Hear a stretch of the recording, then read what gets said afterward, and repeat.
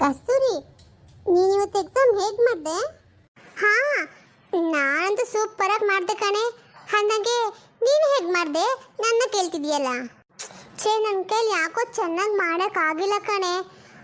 ಏನಂತ ಗೊತ್ತಿಲ್ಲ, ನಾನು ನೈಟ್ ಫುಲ್ ಚೆನ್ನಾಗೇ ಓದ್ಕೊಂಡಿದ್ದೆ. ಆದರೆ ಎಕ್ಸಾಮ್ ಬಂದು ಕುತ್ಕೊಂಡು ನನಗೆಲ್ಲ ಮರ್ತೋಗುತ್ತೆ ಕಣೆ. ಏನು ಮಾಡೋದು? ಅಯ್ಯೋ, ಇದು ಇನ್ನೊಬ್ಬಳದಲ್ಲ ಕಣೆ ಪ್ರಾಬ್ಲಮ್ಮು, ಎಲ್ಲಾರ್ದು ಪ್ರಾಬ್ಲಮ್ಮೇ. ಆದರೆ ನನಗೆ ಪ್ರಾಬ್ಲಮ್ ಇಲ್ಲಪ್ಪ. ಅದೇಗೆ ಹೇಳ್ತೀಯಾ? ನಿನಗೇನು ಪ್ರಾಬ್ಲಮ್ ಇಲ್ಲ ಅಂತ? ನೀನೇನು ದೊಡ್ಡ ಏನಂತಾರೆ ನೆನ್ಪಿಟ್ಕೋತಾರ ಯಾವಾಗ್ಲೂ. ಅವ್ರ ಹೆಸರೇನಪ್ಪ? ಅಬ್ದುಲ್ ಕಲಾಮ. ಏಯ್ ದಡ್ಡಿ, ನಾನು ಹಾಗೆ ಹೇಳಿಲ್ಲ ಕಣೆ. ಅದೇನಪ್ಪ, ನನಗೆ ಚೆನ್ನಾಗಿ ನೆನಪಿರುತ್ತೆ. ಹಾಗಾಗಿ ನಾನು ಚೆನ್ನಾಗೇ ಮಾಡಿದೆ ಎಕ್ಸಾಮು. ನೋಡ ಬಿಡು, ಮಾರ್ಕ್ಸ್ ಬರುತ್ತಲ್ಲ ಆವಾಗ ಗೊತ್ತಾಗುತ್ತೆ ಯಾರು ಹೇಗೆ ಮಾಡಿರ್ತಾರೆ ಅಂತ. ನೋಡೇ ಗೀತಾ ಬರ್ತದಾಳೆ. ಹಾಯ್ ಕಣ್ರೆ. ಗೀತಾ, ಯಾಕೆ ನೀನು ನಿನ್ನೆ ಕಾಲೇಜ್ಗೆ ಬಂದಿದ್ದಿಲ್ಲ? ಅದು ಎಕ್ಸಾಮ್ ಬೇರೆ ಇತ್ತು. ಹೌದು ಕಣೆ, ಅದೇನಾಯ್ತು ಗೊತ್ತಾ, ನಮ್ಮ ಸೀನಮ್ಮ ಬಂದಿದ್ರಲ್ಲ, ಅವ್ರ ಜೊತೆ ಶಾಪಿಂಗ್ ಅಂತ ಹೋಗಿದ್ದೆ. ಅದಕ್ಕೆ ಎಕ್ಸಾಮ್ಗೆ ಅಟೆಂಡ್ ಆಗೋಕ್ಕಾಗಲಿಲ್ಲ. ಪರವಾಗಿಲ್ಲ ಬಿಡು, ಅಮ್ಮ ಹೇಳಿದ್ದಾರೆ ಇವತ್ತು ಮಾಡು ಅಂತ.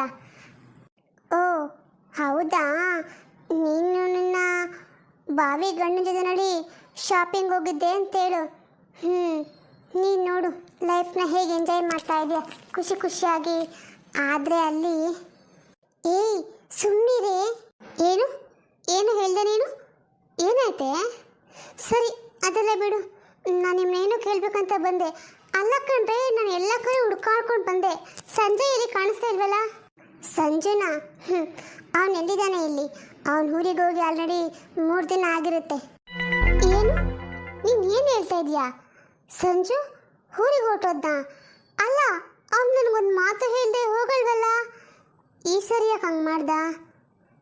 ನನ್ನ ಮೇಲೆ ಸಿಟ್ಟಂದ್ರೆ ಮಾಡ್ಕೊಂಡಿದ್ದಾನ? ಇಲ್ಲ, ಹಾಗೇನು ಅನಿಸಿದಪ್ಪ ನನಗೆ.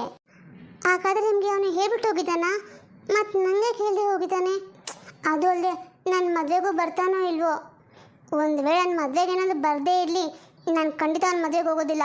ಹಾಂ, ಅದಂತೂ ನಿಜಾನೇ ಬಿಡು. ನೀನಂತ ಅವ್ನ ಮದುವೆಗೆ ಹೋಗೋಕೆ ಆಗೋದೇ ಇಲ್ಲ. ಯಾಕೆ ಹಂಗೆ ಹೇಳ್ತಿದ್ಯಾ? ಅವ್ನ ಮದುವೆ ಮಕ್ಕಳು ಹಾಗೆ ಇರ್ತಾನಂತ, ಅದು ಸನ್ಯಾಸಿ ಆಗ್ತಾನಂತ. ನಿಂದೊಳ್ಳೆ. ಸರಿ ಹೋಗಿ ಬಿಡು, ನನಗೆ ಆಮೇಲೆ ಫೋನ್ ಮಾಡಿ ಕ್ಲಾಸ್ ತಗೊತೀನಿ, ಆವಾಗ ಅವನಿಗೆ ಬುದ್ಧಿ ಬರುತ್ತೆ. ಅಂದಂಗೆ ಎಕ್ಸಾಮ್ ಎಲ್ಲ ಹೇಗೆ ಮಾಡಿದ್ರೆ ನೀವು? ನಾನು ತುಂಬ ಮಿಸ್ ಮಾಡ್ಕೊಂಡೆ ಕಣೆ. ಅಲ್ಲ ಕಣೆ ಗೀತಾ, ಒಂದು ಎಕ್ಸಾಮ್ ಮಿಸ್ ಆಯ್ತು ಅಂತಾನೆ ಇಷ್ಟೊಂದು ಫೀಲ್ ಮಾಡ್ಕೊತೀಯಲ್ಲ. ಪಾಪ ಸಂಜು ಅವನ ಲೈಫ್ನೇ ಮಿಸ್ ಮಾಡ್ಕೊಂಡ. ಅವನಿಗೆ ಎಷ್ಟು ಫೀಲ್ ಆಗಿರ್ಬೇಕು ಹೇಳು. ಏನಾಯ್ತು ನಿಮ್ಗೆ ಇವತ್ತು? ಯಾಕೆಲ್ಲ ಹೋಗ್ಟೋಗ್ಟೋಗಿ ಮಾತಾಡ್ತಾ ಇದೆಯಾ? ಅದೇನೇನು ಹೇಳ್ಬೇಕಂತ ಅಂದ್ಕೊಂಡಿದ್ಯೋ ಅದನ್ನು ಹೇಳು. ನನಗಂತೂ ಒಂದು ಅರ್ಥ ಆಗ್ತಾ ಇಲ್ಲಪ್ಪ. ಏನಾಗಿದೆ ನಿಮಗೆ? ಓ, ನನಗೆ ಅರ್ಥ ಆಯಿತು ಬಿಡು. ನಾನು ಮದುವೆ ಮಕ್ಕಳು ಹೋಗ್ತೀನಲ್ಲ ಅಂತ ನಿಮಗೆ ಫೀಲ್ ಆಗ್ತಾ ಇದೆಯಾ?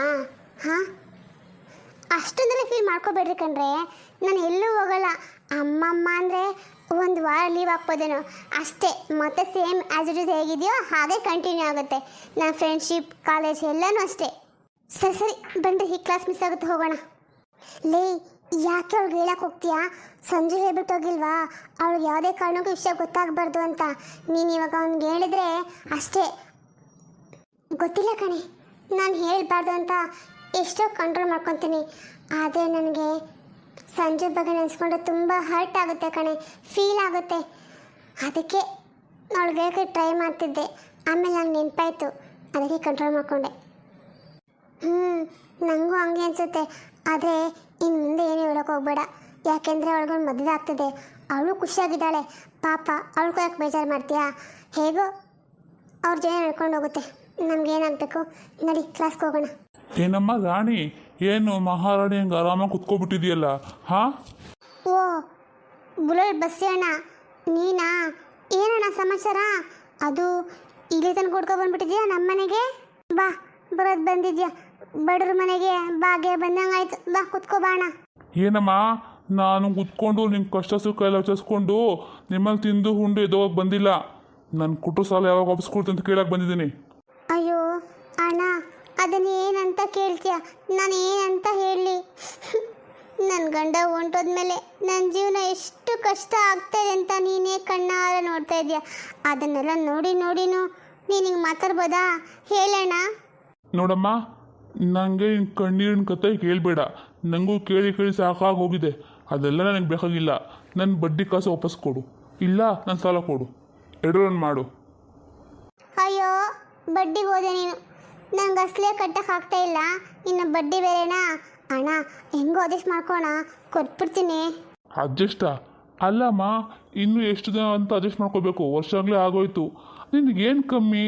ಬಂಗಾರದಂಗೆ 2 ಗಂಡು ಮಕ್ಳಿದ್ದಾವೆ, ಅವ್ರನ್ನ ಕೆಲಸ ಕಳಿಸು, ದುಡಿಯೋಕ್ಕಂತ ಕಳಿಸು. ದುಡ್ಕೊಬಂದು ಕೈ ಕೊಡ್ತಾರಲ್ಲ, ಅದ್ರಲ್ಲಿ ಸಾಲ ತೀರ್ಸಮ್ಮ, ಆರಾಮಾಗುತ್ತಲ್ಲ. ಅದನ್ನೆಲ್ಲ ಬಿಟ್ಟು ಯಾಕೆ ಹಿಂಗೆ ಒದ್ದಾಡ್ತೀಯಾ? ಅಯ್ಯೋ ಅಣ್ಣ ಅದನ್ನ ಏನು ಕೇಳ್ತೀಯ?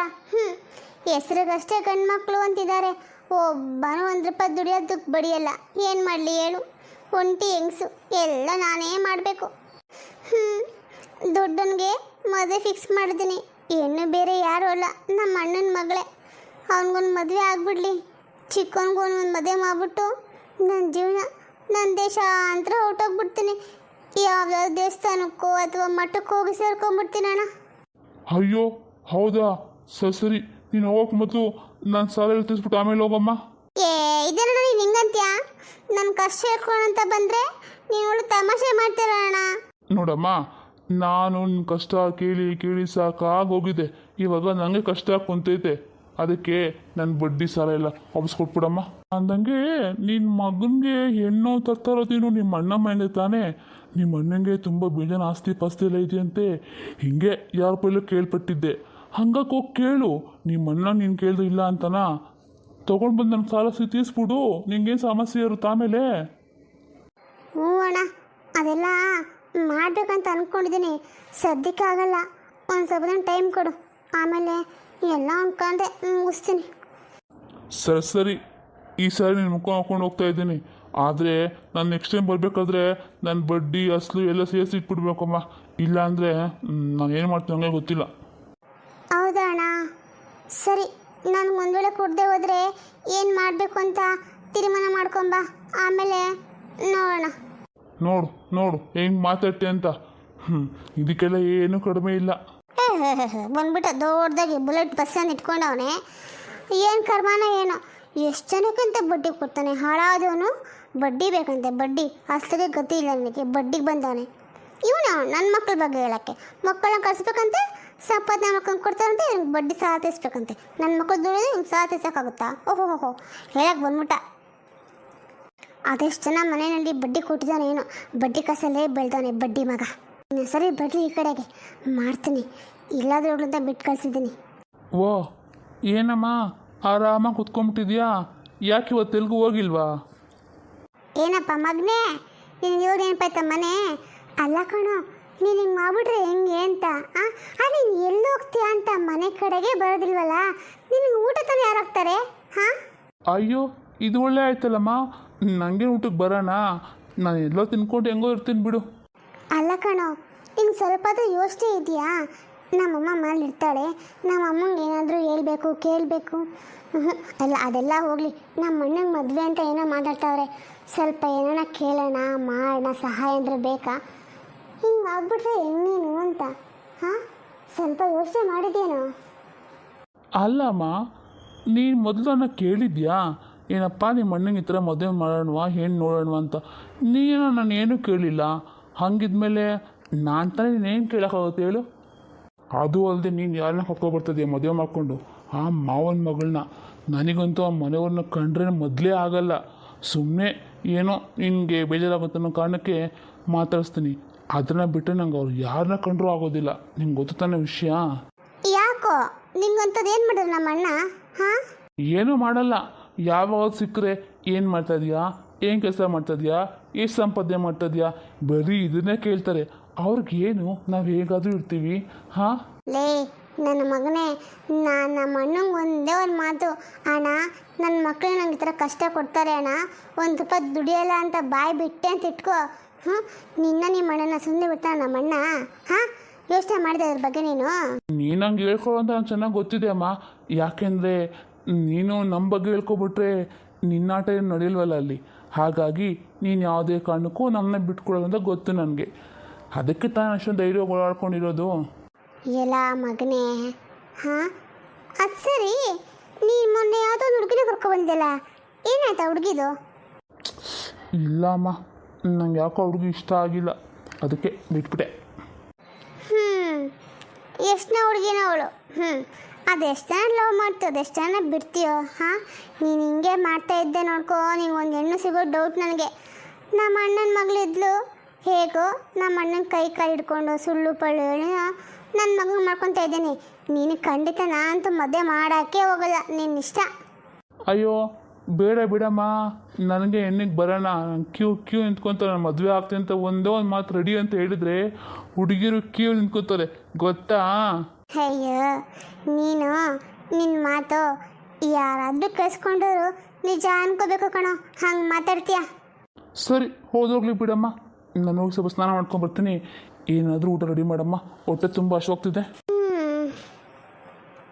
ಏನು ಮಾಡಲಿ ನಾನು? ನೋಡೋಣ ಬಿಡು.